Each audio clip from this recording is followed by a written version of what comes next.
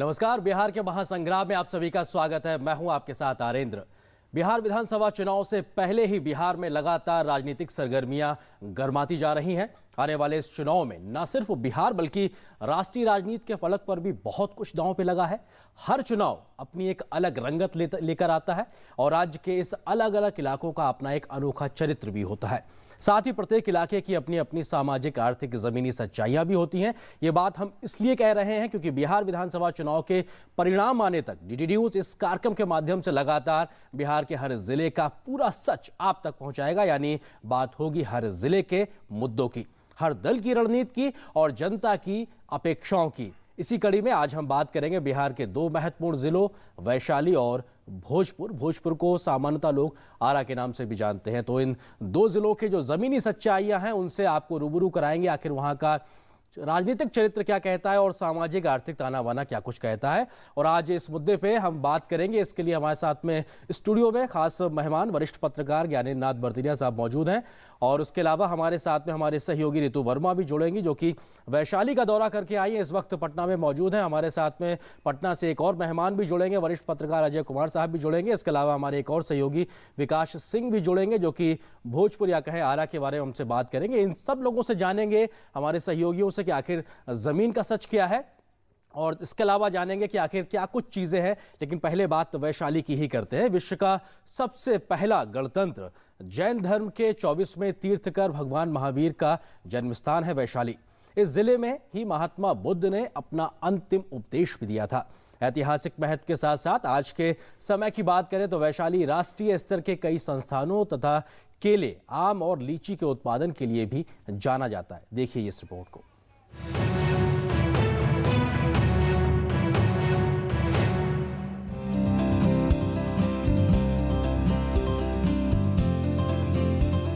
वैशाली जन का प्रतिपालक, विश्व का आदि विधाता, जिसे ढूंढता विश्व आज, उस प्रजातंत्र की माता। रुको एक क्षण पथिक, इस मिट्टी पे शीश नवाओ, राज सिद्धियों की समाधि पर फूल चढ़ाते जाओ। कवि रामधारी सिंह दिनकर की ये पंक्तियां वैशाली जिले की अहमियत का बखूबी वर्णन करती हैं। वैशाली की स्थापना विशाल नामक राजा ने की थी जो इक्ष्वाकु वंश में उत्पन्न हुए थे। ऐतिहासिक प्रमाणों के अनुसार वैशाली में ही विश्व का सबसे पहला गणतंत्र कायम किया गया था। वैशाली लिच्छवी गणतंत्र की राजधानी के तौर पर जाना जाता था। वैशाली जैन धर्मावलंबियों के लिए भी काफी महत्वपूर्ण है।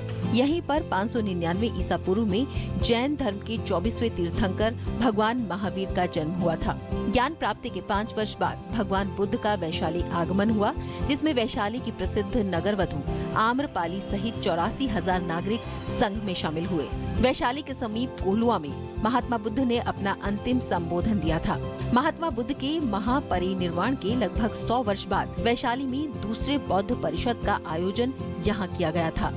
ऐतिहासिक पर्यटन में दिलचस्पी रखने वाले लोगों के लिए भी वैशाली काफी महत्वपूर्ण है। वैशाली में हुए महात्मा बुद्ध के अंतिम उपदेश की याद में सम्राट अशोक ने नगर के समीप कोल्हुआ में लाल बलुआ पत्थर से बने एकाश्म सिंह स्तंभ की स्थापना की थी। दूसरे बौद्ध परिषद की याद में यहाँ पर 2 बौद्ध स्तूपों का निर्माण किया गया। पहले और दूसरे स्तूप में भगवान बुद्ध की अस्थियां मिली हैं। जिले में हर साल वैशाली महोत्सव का आयोजन जैन धर्म के तीर्थंकर भगवान महावीर के जन्म दिवस पर बैसाख पूर्णिमा को किया जाता है। यहाँ पर विश्व शांति स्तूप है जो जापान के निप्पोंजी समुदाय द्वारा बनवाया गया है। 12 अक्टूबर 1972 को वैशाली को स्वतंत्र जिले का दर्जा प्राप्त हुआ। ये जिला राष्ट्रीय स्तर के कई संस्थानों और केले, आम और लीची के उत्पादन के लिए भी जाना जाता है। वैशाली जिले की राजनीतिक तस्वीर पर नजर डालें तो यहाँ पर कुल 8 विधानसभा क्षेत्र हैं। वैशाली विधानसभा क्षेत्र से कृष्ण पटेल जदयू से टिकट जीतते रहे हैं, लेकिन अब वे मांझी के साथ हैं। विधानसभा क्षेत्र राघोपुर से पिछली बार पूर्व मुख्यमंत्री राबड़ी देवी ने चुनाव लड़ा था, लेकिन वो हार गई थी। 2014 लोकसभा चुनावों में इस जिले में हालात बिल्कुल बदल गए और सभी सीटों पर एनडीए को बढ़त मिली। ऋतु वर्मा की रिपोर्ट, डीडी न्यूज वैशाली।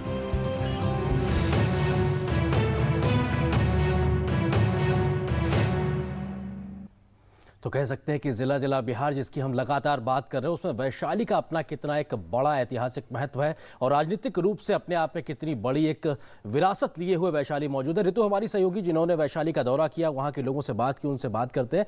ऋतु, आपने कई दिन वहाँ पे गुजारे हैं, लोगों से बात की है। इस वक्त इस राजनीतिक ताने बाने के बीच में आपको क्या लगता है कि जनता के मन में क्या सवाल है, क्या वो चाहती है अपने उन नुमाइंदों से जो आएंगे आने वाले दिनों में उनके बीच में अपनी बात रखने के लिए? देखिए, इसको दो तरह से देखा जा सकता है अरे, एक तो राजनीतिक इसका इस समय समीकरण क्या है, दूसरी तरफ मुद्दे क्या हैं। तो अगर राजनीतिक तस्वीर पे सबसे पहले बात करें तो 8 सीटों में से 5 जेडीयू के पास थी और 3 भारतीय जनता पार्टी के पास थी और इन 5 सीटों में भी ज़्यादातर सीटों पे जेडीयू ने आरजेडी के मतदाता मतलब दूसरे नंबर पे थे। तो इसका मतलब था कि कड़ी टक्कर जेडीयू के जितने भी कैंडिडेट सिटिंग एमएलएज हैं उन्होंने आरजेडी के उम्मीदवारों को दी थी। आज की तारीख में अगर राघोपुर की बात करें तो राघोपुर राबड़ी देवी लालू प्रसाद यादव का गढ़ कहा जाता है, उसे भेदने में कामयाब जेडीयू के सतीश कुमार हुए थे। लेकिन आज जो तस्वीर है उसमें राघोपुर और महुआ दोनों जगह जेडीयू ने जीत दर्ज की थी। लालू प्रसाद यादव अपने दोनों बेटों को इन दोनों सीटों से उतारने की पूरी कोशिश में है, लगातार सरगर्मी तेज है। अभी कैंडिडेट सामने नहीं आए हैं लेकिन ये चर्चाएं काफ़ी तेज है कि दोनों सीटों से लालू प्रसाद यादव अपने बेटों को उतारेंगे। ऐसी सूरत में जहां महुआ से रविंद्र राय हम के साथ जा चुके हैं, वहीं सतीश कुमार से जो हमने बातचीत की, जो सिटिंग एमएलए हैं इस समय जेडीयू के, उनका कहना था कि लालू प्रसाद यादव धृतराष्ट्र की तरह से पुत्र मोह में है और ये एक तरह से पूरा क्षेत्र का भी विकास जितने समय तक वो लोग रहे शासन में उन्होंने नहीं करा है। आज भी राघोपुर के लोगों को नाव से उस इलाके को पार करना पड़ता है और पुल की किसी तरह की कोई व्यवस्था नहीं है। जी ऋतु, आप रहिए हमारे साथ में ज्ञानेंद्र बतरिया साहब भी स्टूडियो में मौजूद, उनसे बात करेंगे। ज्ञानेंद्र जी, जो बात हमारी सहयोगी ऋतु हमको बता रही है कि आखिर किस तरीके से अपने ही गढ़ में अपने बच्चों की एक एंट्री कराना चाहते हैं राजनीतिक रूप से लालू प्रसाद यादव, आपको लगता है कि अपने ही गढ़ को पहले ना बचा पाए थे, अब इस बार और बड़ी चुनौती होगी उनके लिए लालू प्रसाद यादव के लिहाज से वैशाली जिले में? देखिए, लालू प्रसाद यादव की अगर कुल राजनीतिक महत्वाकांक्षा या राजनीतिक इच्छा या समझ और इस चुनाव को लेकर उनकी रणनीति को देखें तो वो मूलतः इस बात पर केंद्रित है कि किसी तरह आरजेडी जो पिछले 10 साल से लगातार पराजय पर पराजय देख रही है उसको थोड़े अच्छे दिन उसके आए किसी तरह, और किसी तरह वो अपनी राजनीतिक विरासत, वो खुद चुनाव लड़ नहीं सकते, उनकी श्रीमती जी चुनाव हार चुकी हैं और वो कोई बहुत बड़ा राजनीतिक इंथुसियाज्म अपने पक्ष में नहीं पैदा कर सकी हैं। तो अब मीसा भारती भी चुनाव हार चुकी हैं, तो किसी तरह अपने बेटों को अपने वारिस के तौर पर, अपने पॉलिटिकल वारिस के तौर पर एस्टेब्लिश कर सकें। और मैं इसमें एक छोटी सी बात जरूर जोड़ना चाहता हूं कि ये वह मुद्दा है जिस मुद्दे को लेकर पप्पू यादव लालू यादव से अलग हुए थे। तो इसलिए वैशाली लालू यादव को ओबलाइज करने जा रहा है या नहीं करने जा रहा है ये तो समय बताएगा। लेकिन आज की स्थिति में अगर हम पप्पू यादव या रश्मि पटेल या बाकी जो अभी जिस तरह ऋतु बता रही थी उन पहलुओं को देखें तो मुझे नहीं लगता कि वैशाली राजनीतिक, ये तो जनतंत्र का गढ़ रहा है, यहाँ पे परिवार तंत्र चलने की कोई बहुत बड़ी संभावना बिल्कुल। और देखते हैं कि वैशाली की जनता किस तरीके से आने वाले समय में अपना प्रतिनिधि को चुनती है, किस तरीके से देखती है। हमारे सहयोगी भी लगातार हमारे साथ बने रहेंगे। इस बीच में हम नजर डालते हैं कि अगर आंकड़ों के लिहाज से देखा जाए तो वैशाली का जो एक राजनीतिक पूरा परिदृश्य रहा है वो किस तरीके का रहा है, आपको बताएं कि हम जो बात कर रहे हैं, अगर वैशाली की अगर बात करें, कुल आबादी जो है यहाँ पे लगभग 35 लाख के आसपास है, जिनमें से लगभग 18.5 लाख पुरुष हैं और महिला लगभग 16.5 लाख के आसपास महिलाएं हैं। ये आबादी की बात हुई। वैशाली जिले की हम बात कर रहे हैं जहाँ पे ग्रामीण आबादी लगभग कह सकते हैं 94% और लगभग 6.5% के आसपास जो है शहरी आबादी। इसका मतलब वैशाली पूरी तरीके से ग्रामीण अंचल में सिमटा हुआ है और शहरीकरण बहुत कम हो पाया है, कम से कम ये बात बताती है। वैशाली के अगर मतदाताओं के लिहाज से बात करें तो लगभग 22 लाख मतदाता हैं, जिनमें से लगभग 12 लाख के आसपास पुरुष हैं तो 10 लाख के आसपास महिला मतदाता हैं। वैशाली जिले की हम बात कर रहे हैं। और अगर हम बात करें कुल विधानसभा सीटों की तो 8 विधानसभा सीटें हैं वैशाली में और आप देख सकते हैं कि उनके नाम भी आपके टेलीविजन स्क्रीन पे नजर आ रहे हैं कि वो कौन कौन सी सीटें हैं, और जिनमें महुआ है, वैशाली है, ये तमाम ऐसे नाम हैं। आप राजा पाकार अनुसूचित जनजाति के लिए जो सुरक्षित सीट है वो भी यहाँ पे आती है। राधोपुर, क्योंकि महत्वपूर्ण चीज़ है, यहाँ पे राबड़ी देवी के इलाके के तौर पर जाना जाता था, महनार, ये भी एक सीट है। तो एक तरीके से लालू प्रसाद यादव के गढ़ के तौर के भी इसको समझा जाता है। अगर 2010 के विधानसभा चुनाव के आधार पर अगर बात करें तो उस समय इन दोनों दलों का गठबंधन था, बीजेपी और जेडीयू का, मिलकर 8 सीटों पे जीत हासिल की थी। 5 जेडीयू के पास थी, 3 भाजपा के पास थी। लेकिन 2015 आते आते अब समीकरण बदल चुका है, दोनों दल एक दूसरे के साथ में नहीं है। बात 2014 के लोकसभा चुनाव की करें तो विधानसभा वार बढ़त किस तरीके से थी। 8 की 8 सीटों पर एनडीए आगे था, क्योंकि एलजेपी रामविलास पासवान की पार्टी ने 7 सीटों पर बढ़त हासिल की थी, वहीं भाजपा ने 1 सीटों पे, कुल मिला के 8 की 8 सीटों पे यहां पे जो बढ़त थी वो एनडीए के खाते में जाती नजर आती है। तो महत्वपूर्ण तरीके से हम इस बात को कह सकते हैं कि ये जो चीजें हैं 2014 का जो एक तरीके से लोकसभा का चुनाव था वो बहुत कुछ बतलाता है कि आखिर किस तरीके से चीजें आगे बढ़ती हैं। और हम राज्य के जो तमाम विकास के दावे हैं उसके बीच में जो वैशाली की जो जनता है वो आखिर क्या कुछ कहती है, उसके अपने क्या कुछ मुद्दे हैं, जरा उस पर भी नजर डाल देते हैं, उसके बाद इन तमाम मुद्दों पर भी बात करेंगे।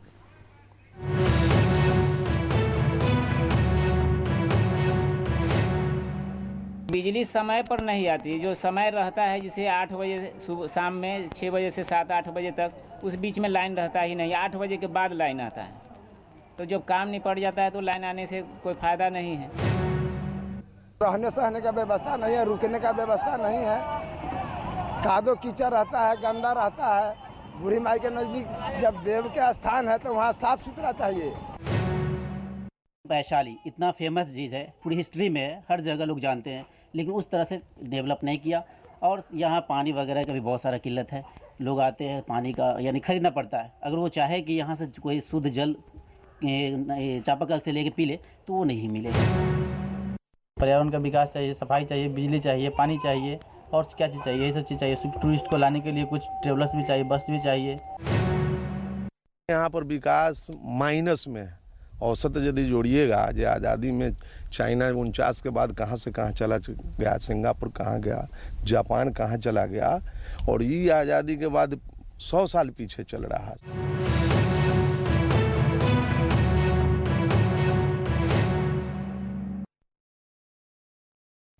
और इस बीच हमारे साथ में खास मेहमान भी जुड़ गए हैं, अजय कुमार, जो कि पटना से हमारे साथ मौजूद हैं, वरिष्ठ पत्रकार हैं। अजय जी, हमने सुना कि वैशाली की जनता किस तरीके से इस बात को कह रही है कि साहब 100 साल पीछे चले गए हैं, देश दुनिया कहाँ चली गई, हम आज एक तरीके से बढ़ जाए, आगे बढ़ने के पीछे चले गए, तब जबकि इसको कुछ क्षेत्रीय नेताओं के गढ़ के तौर पर जाना जाता है, उसके बाद आज ये स्थिति क्यों हो रही है? आपकी नज़र में क्या मुख्य कारण है?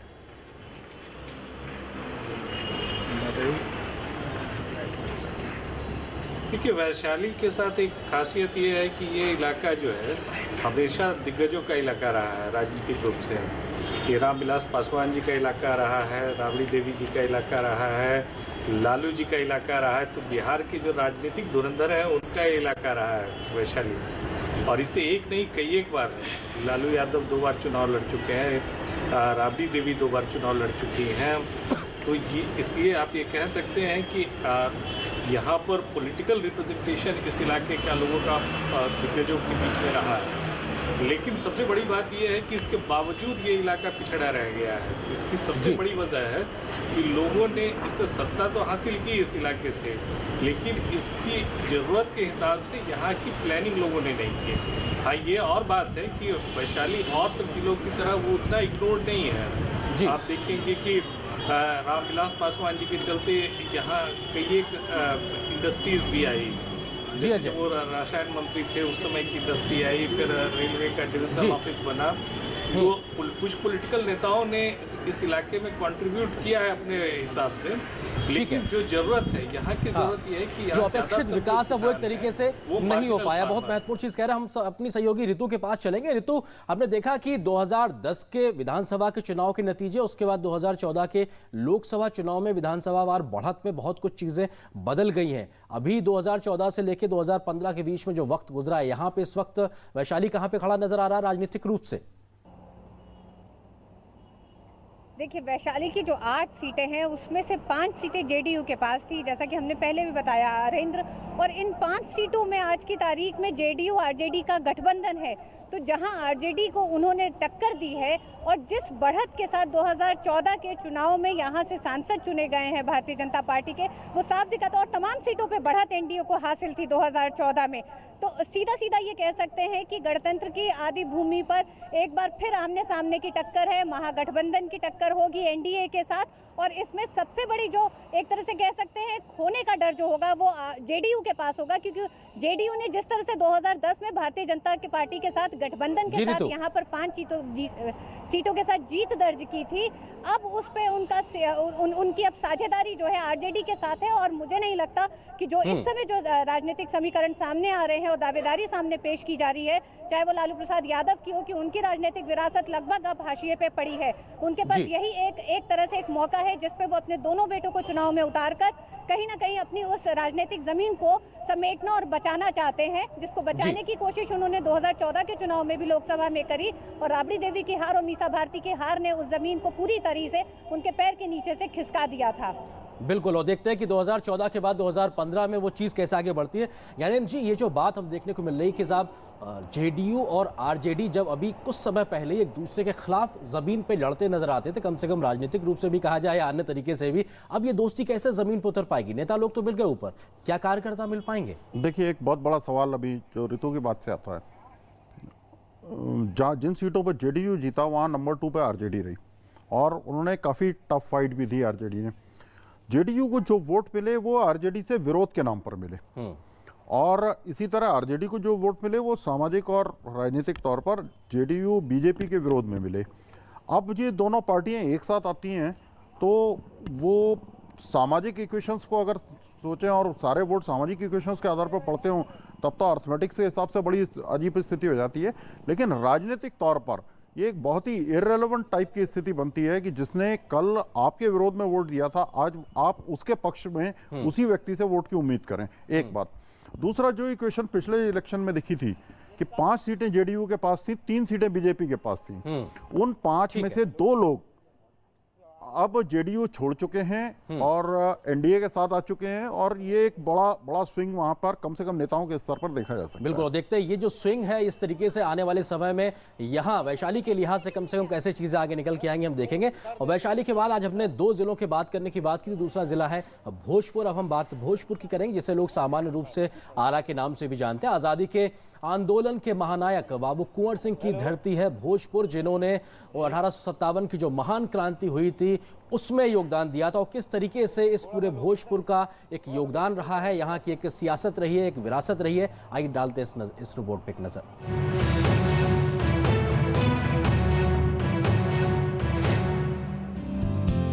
बिहार का भोजपुर जिला राजनीतिक और सांस्कृतिक रूप से बेहद जागरूक जिला रहा है। रामायण और महाभारत कालीन मिथकों और कहानियों का केंद्र बिंदु रहा है यह जिला। इस जिले में ही महर्षि विश्वामित्र का आश्रम भी था। मध्यकाल में राजा भोज नामक शासक के नाम पर इस जिले का नाम भोजपुर पड़ा। हालांकि पहले यह जिला शाहाबाद जिले का अंग था, लेकिन बाद में शाहाबाद में से 4 जिले बने और भोजपुर उनमें से एक था। इस जिले ने स्वतंत्रता संग्राम में अहम भूमिका निभाई थी। 1857 की पहली आजादी की लड़ाई के दौरान इस जिले के जगदीशपुर के रहने वाले बाबू वीर कुंवर सिंह ने अंग्रेजों के दांत खट्टे कर दिए थे। 80 साल की उम्र में जिस तरह से वीर कुंवर सिंह ने अंग्रेजी सेना को हराया, उसकी मिसाल इतिहास में बहुत कम देखने को मिलती है। 1942 में भारत छोड़ो आंदोलन के दौरान ही इस जिले के लोगों ने अपनी शहादत दी थी। पूर्व उप प्रधानमंत्री बाबू जगजीवन राम का जन्म भी इसी जिले में हुआ था। आपातकाल के दौरान भी इस जिले के लोगों ने जमकर विरोध प्रदर्शन किया था। यह वही दौर था जब इस जिले में नक्सल उभार पर था। इसके बाद के संसदीय चुनाव में यहाँ की आरा सीट पर समाजवादियों का कब्जा रहा। 2014 के चुनाव में पहली बार भाजपा ने इस सीट को जीतने में सफलता पाई। इस जिले के लोगों का मुख्य पेशा खेती है। यहाँ के लोग धान, गेहूं और तिलहन की खेती करते हैं। गंगा नदी के किनारे बसे इस जिले की सिंचाई का मुख्य स्रोत गंगा और इसकी सहायक नदी सोन है। इस जिले की उर्वरा भूमि ने बिहार ही नहीं देश के राजनीतिक धारा को हमेशा ही नई दिशा दी है। उम्मीद की जा रही है कि इस बार के विधानसभा चुनाव के समय भी यह जिला नई दिशा तय कर सकता है। Bureau report, DD news.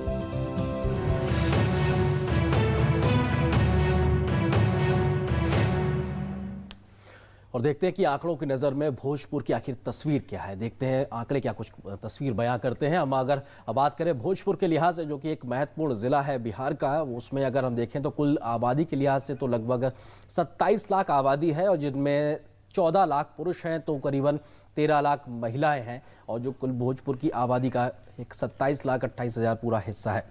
और बात अगर करें ग्रामीण आबादी की तो लगभग 86% है और शहरी आबादी लगभग 14% है और बड़ी आबादी एक तरीके से ग्रामीण गाँवों में ही बसती है। कुल मतदाताओं के लिहाज से अगर बात की जाए तो 18 लाख के आसपास मतदाता हैं, जिनमें 10 लाख पुरुष मतदाता हैं तो लगभग 8 लाख महिला मतदाता हैं। ये भोजपुर जिले की हम बात कर रहे हैं, बिहार का एक महत्वपूर्ण जिला। और बात अगर करें कुल विधानसभा सीटों की तो 7 विधानसभा सीटें हैं, जिनमें से संदेश है, बड़हरा है और यहाँ के अलग अलग सियासी समीकरण भी रहे हैं। आरा जो कि एक महत्वपूर्ण नाम है, प्रचलित नाम के तौर पर भी जाना जाता है, और अगियावा भी है जो कि SC रिजर्व सीट है, तरारी सीट है। ये 7 विधानसभा सीटों में से उन सीटों के नाम हैं जो कि आप इस वक्त टेलीविजन स्क्रीन पर देख पा रहे हैं। जगदीशपुर एक बड़ी रियासत के तौर पे जाना जाता रहा है। शाहपुर भी एक महत्वपूर्ण इलाका है जहां की सियासत अपने आप में बहुत कुछ मायने रखती है। तो ये 7 विधानसभा सीटों वाला भोजपुर जिले की हम बात कर रहे हैं। इसके अलावा विधानसभा चुनाव 2010 की अगर बात करें तो 4 पर भाजपा को जीत हासिल हुई थी, 1 पर JDU को, 2 पर RJD को। एक तरीके से NDA के खाते में उस समय 5 सीटें गई थी 7 में से, क्योंकि उस वक्त JDU और BJP एक साथ थे। लेकिन 2014 के लोकसभा चुनाव में विधानसभा वार बढ़त देखें तो BJP 6 सीटों पर है और RJD 1 सीट पर बढ़त हासिल करती हुई नजर आ रही है। तो ये अपने आप में महत्वपूर्ण चीज़ है कि आखिर किस तरीके से है हमारे साथ में। और हमारे साथ में हमारे सहयोगी विकास सिंह भी इस वक्त मौजूद हैं, जिन्होंने आरा का है भोजपुर का दौरा किया है। विकास, अगर देखें तो भोजपुर की जो जनता है उसके मन में क्या चीज़ें हैं, क्या आपने महसूस किया उनसे बात करके, कौन से मुद्दों के इर्द गिर्द उनके जहन में चीज़ें चल रही हैं इस वक्त? जी बिल्कुल, भोजपुर की अगर बात करें तो वहाँ सबसे ज़्यादा जो मुद्दा है विकास का है। यकीनन पूरे भोजपुर में जाम की एक बड़ी समस्या है। यहाँ छोटी छोटी गलियों में पूरा शहर बसा है। कहीं भी 2 किलोमीटर जाने में भी 1 से 2 घंटे लग जाते हैं। इतना ज़्यादा जाम से वहाँ के लोग ग्रसित हैं। इसके साथ ही जो बुनियादी ज़रूरतें भी वहाँ काफ़ी ज़्यादा कम है। शिक्षा को लेकर काफ़ी ज़्यादा लोगों में आक्रोश था। युवाओं को उम्मीद थी कि रोज़गार के लिए उनके लिए कुछ नहीं है, शिक्षा के लिए कुछ नहीं है। साथ ही भोजपुर की अगर बात करें तो पीने के पानी की एक बड़ी समस्या है। जो गंगा का तटीय इलाका है, इससे जुड़े जो कुछ गांव हैं वहाँ पे पानी की इतनी ज़्यादा दिक्कत होती है कि कई लोग बीमार हैं, कई तरीके के चर्म रोगों से ग्रसित हैं। यकीनन यहाँ का जो बड़वारा और शाहपुर जैसी जगह है वहाँ पे लड़कियों की लोग अपनी शादी नहीं करते हैं। यहाँ तक हम बता रहे हैं कि इस बार वहाँ के लोगों के लिए कुल मिलाकर मुद्दा विकास ही है। अगर बात करें जो है सियासत की, तो पिछले विधानसभा चुनाव में भारतीय जनता पार्टी को 4, RJD को 2 और RJD को जो JDU को 1 सीट मिली थी। तो कुल मिलाकर जिस तरीके से हमने वहाँ के लोगों से बात की, लोगों ने यही कहा कि जो है करें विकास की यहाँ काफ़ी ज़्यादा ज़रूरत है। बिजली आती नहीं है, दिन भर आती नहीं है। लोग काफ़ी ज़्यादा परेशान रहते हैं बिजली को लेकर, पानी को लेकर।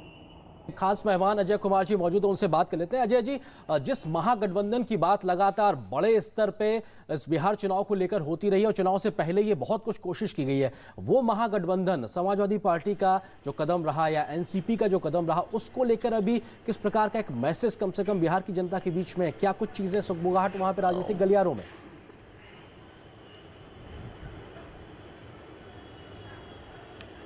देखिए, महागठबंधन जो है वो बिहार में वो बड़ा एक तरह से कहिएगा कि वो एक होमोजिनस कोलिशन के रूप में नहीं बन पाया है। अभी भी जो आपके वैशाली की चर्चा की या भोजपुर के इलाके की जब चर्चा कर रहे हैं, सब जगहों में आप पाएंगे कि कोलिशन के जो दोनों पार्टनर्स थे वो दोनों इस चुनाव में जब चुनाव लड़ रहे हैं तो उनके जो अपने वोटर्स थे बीच में एक कन्फ्यूजन की स्थिति पैदा हो गई है कि वो किसके साथ खड़े हैं। और एक दूसरी जो सबसे बड़ी चीज इस बार के चुनाव में नजर आ रही है कि बड़े पैमाने पर इन तमाम जगहों पर रिबेल कैंडिडेट्स खड़े होने जा रहे हैं।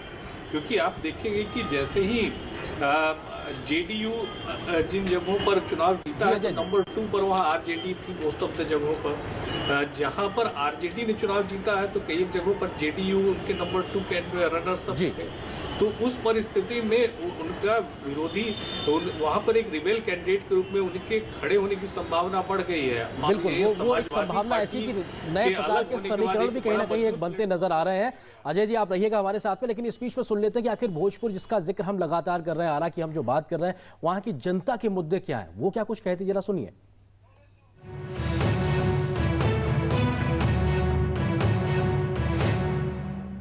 आरा की मेन समस्या जो है, आपको सबसे बड़ी समस्या यहाँ ट्रैफिक की है। जिसकी अभी तक कोई भी अधिभार सूचना लागू नहीं हुई है। जिधर देखिए उधर जाम और घंटों जाम, महाजाम।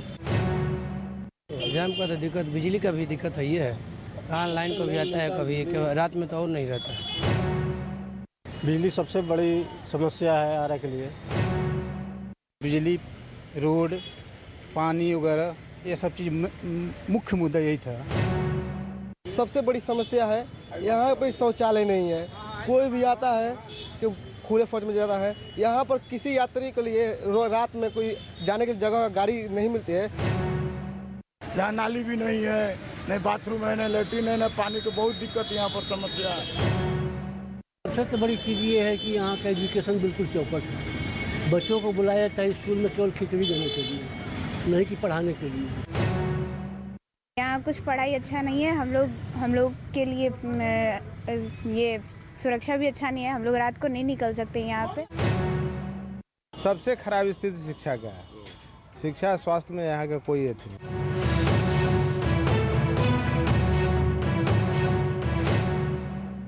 हमारे सहयोगी लगातार हमारे साथ बने हुए। विकास, हमने देखा 2014 के लोकसभा चुनाव में कहीं ना कहीं विकास ही, जो कि आपका नाम भी, हालांकि मुद्दे के लिहाज से भी हम बात कर रहे हैं, विकास को लेकर ही लगातार मतदान देखने को मिला। आपको लगता है कि 2015 तक बहुत कुछ बदला या नहीं बदला है?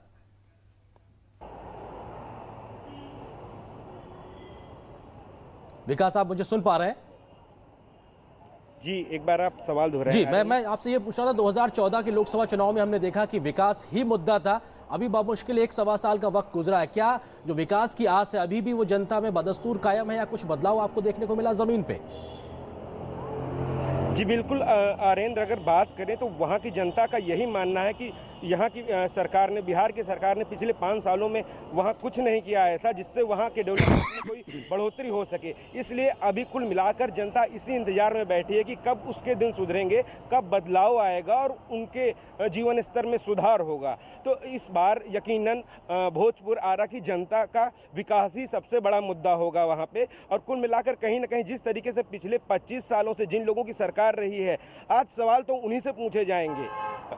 और कुल मिलाकर इस तरीके से जनता इस बात को पूरी तरह समझ गई है। जिस तरीके गुजर बसर कर रही है, पूरी तरीके से वो विकास को ही अपना मुद्दा बनाने जा रही है। जी ठीक है, बिल्कुल। हमारे साथ में ज्ञानेंद्र जी हमारे साथ स्टूडियो में जुड़े हुए। ज्ञानेंद्र जी, आपको लगता है कि जो बात प्रधानमंत्री नरेंद्र मोदी ने कही थी कि साहब किस तरीके से 1,65,000 करोड़ रुपए का जो पैकेज दिया, कम से कम इस प्रकार की कोशिशों से पूरा एक डिस्कोर्स है, पॉलिटिकल डिस्कोर्स एक चेंज हो गया, कम से कम जो राजनीतिक चर्चा का एक दौर था वो एक पूरी तरीके से शिफ्ट कर गया? देखिए, मोदी जी का ये घोषणा कर देना कि इतना बड़ा पैकेज बिहार को दिया जा रहा है, उसने बिहार के सारे राजनीतिक मुद्दों में एक आमूलचूल परिवर्तन ला दिया है। जो लोग ये सोच रहे थे कि पुराने रटे रटाए मुद्दों के आधार पर, पुराने रटे रटाए समीकरणों के आधार पर राजनीति आगे चलती रहेगी, अब उनको नए सिरे से अपनी रणनीति को रिकॉन्फ़िगर करना पड़ा है।